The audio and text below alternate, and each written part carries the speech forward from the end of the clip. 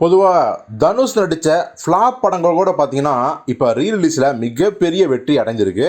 அதற்கு பல உதாரணங்கள் சொல்லலாம். மிக முக்கிய உதாரணம் 3 அப்படிங்கிற படம் தான். அந்த படம் ரீரிலீஸில் வந்து பார்த்தீங்கன்னா மிகப்பெரிய வசூலை ஈட்டுச்சு. ரசிகர்லாம் கொண்டாடினாங்க. குறிப்பாக 2K கிட்ஸ் ரசிகர்லாம் அந்த படத்தை வேற லெவலில் என்ஜாய் பண்ணாங்க. கிட்டத்தட்ட இதே மாதிரி தான் மற்ற மாநிலங்கள்லையும் தனுஷோட ஃப்ளாப் படங்கள் கூட மிகப்பெரிய வெற்றி அடையும். ஸோ ஃப்ளாப் படங்களே இவ்வளோ பெரிய வெற்றி அடையுது அப்படின்னா மிகப்பெரிய வெற்றி அடைந்த படங்கள் ரீலீஸ் ஆகும்போது எந்த அளவுக்கு மகத்தான வெற்றியை பெறும் அதுதான் இப்போ நடந்துட்டு இருக்குது. நமக்கே தெரியும் தனுஷோட 25வது படம்.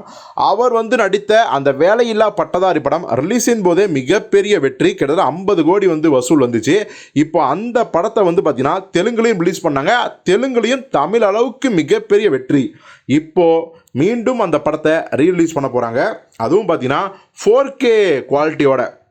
ஆக்சுவலி வர ஜனவரி 4ஆம் தேதி இந்த வேலையில்லா பட்டதாரி படத்தை வந்து ஆந்திரா மற்றும் தெலுங்கானாவில் வந்து ரிலீஸ் பண்ண போகிறாங்க.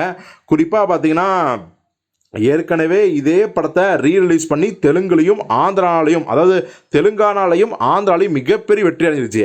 ஆனால் இப்போது 4K குவாலிட்டி அப்படிங்கும்போது ரசிகர்களிடம் மிகப்பெரிய ஒரு வரவேற்பு கிடைச்சிருக்காம். இந்த செய்தியை அறிவித்த உடனே நிறைய தனுஷோட தெலுங்கு ஃபேன்ஸ் எல்லாருமே இந்த படத்தை பார்க்கறதுக்கு ரொம்ப ஆர்வமாக காத்திருக்கோம் அப்படின்னு சொல்ல இப்போவே அந்த படத்துக்கான எதிர்பார்ப்பு அதிகமாகிடுச்சு. குறிப்பாக வந்து பார்த்தீங்கன்னா வர ஜனவரி 4ஆம் தேதி பொங்கலுக்கு சரியாக ஒரு வாரத்துக்கு முன்னாடி அப்படிங்கிறதால கண்டிப்பாக மிகப்பெரிய கலெக்ஷன் எடுக்க வாய்ப்பு இருக்குது.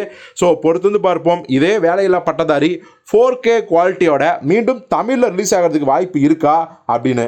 யாருக்கெல்லாம் இந்த வேலையில்லா பட்டதாரி படம் ரொம்பவே பிடிக்கும், தனுஷோட பர்ஃபார்மன்ஸ், அமலாபாலோட பர்ஃபார்மன்ஸ், இந்த படத்தில் வர சாங்ஸ், அனிருத்தோட BGM எல்லாமே வேற லெவலில் ஒர்க் அவுட் ஆச்சு. இதில் உங்களுக்கு பிடிச்ச அம்சம் என்ன அப்படிங்கிறத கமெண்டில் சொல்லுங்கள். நீங்கள் வேலையில்லா பட்டதாரி படத்தை எந்த அளவுக்கு தியேட்டரில் என்ஜாய் பண்ணீங்க அப்படிங்கிறதையும் கமெண்டில் சொல்லுங்கள்.